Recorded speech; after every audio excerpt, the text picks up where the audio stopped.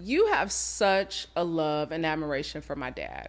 Oh yeah. And I really, really, really love that because you tell a great story about Yeah.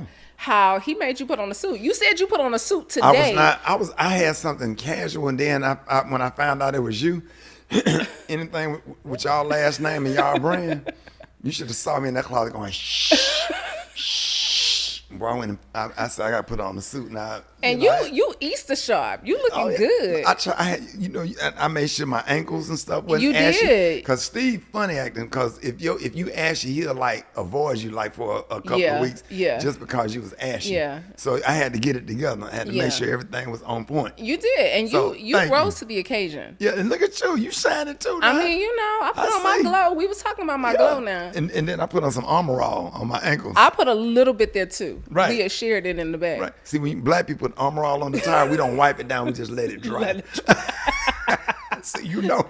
So you have been putting on suits for 30 years because you got told by my dad Yeah. that I'm going to let you introduce me tonight. But tomorrow you need to put a suit on. These people pay good money to come see you. I had on I collect Nike. Yeah. And I had on a brand new Nike jogging suit. It was fresh. It had the hat to the back. Yeah. And Steve was looking at me like, you can introduce me tonight, but tomorrow I need you to wear a suit because people pay money to see us perform. And I introduced him, and I ran out of that comedy club and jumped in my car and peeled out of that parking lot. Went all the way across town, Yeah. put on a suit right quick, and by the time I made it back to the comedy club, he was saying, "Thank y'all, my name's Steve Harvey, good night." And I came back on stage with a suit on, and he looked me up and down. He was like, "Yeah." You serious? He was like, "You serious?" Yeah. I said, "Oh yeah, yeah, not tomorrow, right now." Today. Yes, sir. I feel like that's that old school mentality though. Discipline, Brandon. Yeah. It's just discipline and structure and accepting correction.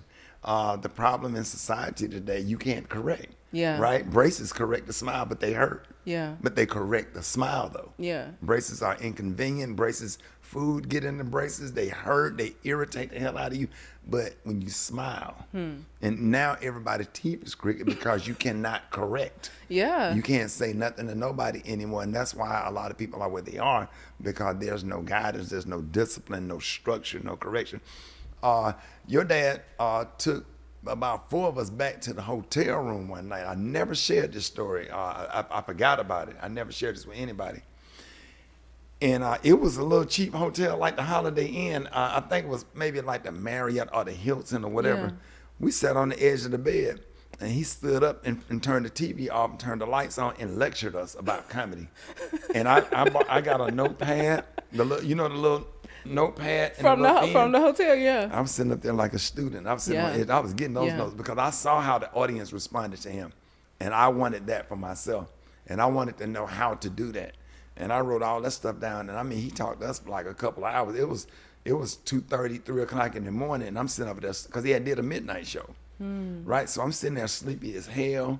I can't go to sleep while this man talking. It's like Pledge and Q. You can't go to sleep online. You cannot. You better not nod off. You learn sleep deprivation. You better not nod Yeah. off. And I'm sitting up here and I took those notes, and I just remember like, wow, I'm just so excited about the information. I was inspired. I wanted to make something happen. I was like, okay, let's do this. Yeah. Okay, yeah. But that's one of the comedians with the most influence that took interest in me and my career. I love how you said he brought you on stage after you with the suit. You went home, got the suit.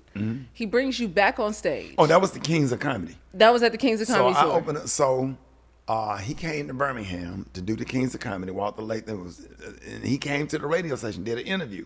I was on 95.7 Jams, and he said, "Hey, I got something for y'all.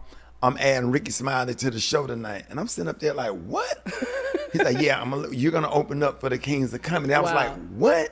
Yeah. So I had visitation weekend with my son, Brandon, rest in peace. So I had to get off the air. I had to drive all the way to Atlanta and pick up my son. You were in Birmingham. I was in Birmingham. You go to Atlanta. Come all the way to Atlanta, pick up my son, go all the way back in Birmingham, went to a place and got a suit. I had a salmon suit. Salmon. Salmon like suit. I had on a Bishop T.D. Jakes mahi mahi. You had the gators on too. What the gate? The The square toe. match, the square toe. I'm talking about like boom, the one Boomerang got. Oh, baby, he got a whole closet full of them. Shout out to Boomerang. Yes, sir. I had my gators on, and I had some salmon socks. I was clean. I was. You cleaner, was Easter sharp. You was cleaner than casket sharp. a new napkin. I mean, Come on now. Board of Health. I mean, wipe me down. What? Killed him. And I had my son with me. And I'm sitting right there in a little area like this. And there's D.L. Hughley, Bernie Mac, Sid, Steve. And I'm sitting here with my son. And my son, we sharing a chair. He's sitting on the edge of the chair. Brandon had to be about 8 years old at the time. And we sitting backstage. And I'm looking like, wow, I'm really opening up for the Kings of Comedy. So I went out and did my 3 minutes. And then my job was to introduce Steve. And when I introduced Steve, the audience was going crazy because wasn't nobody really laughing at me because I'm the opening act, so I'm not getting the same lights and sound. So when I opened up, all of a sudden the music comes on and everything, and Steve come out, He got the hands. You gotta do the hands.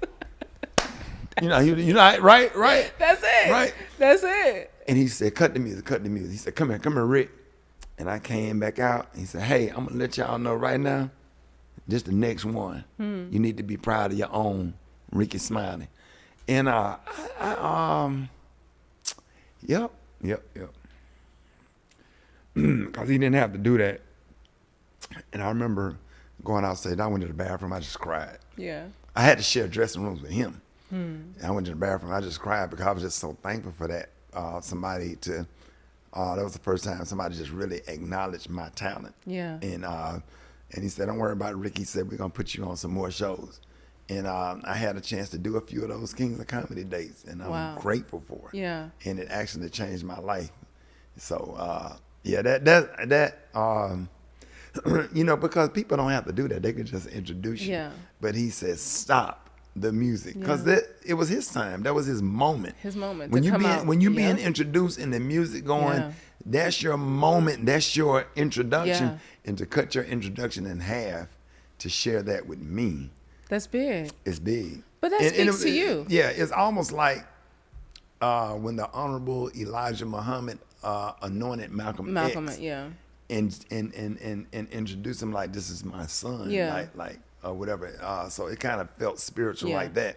And I had a great career. Yeah.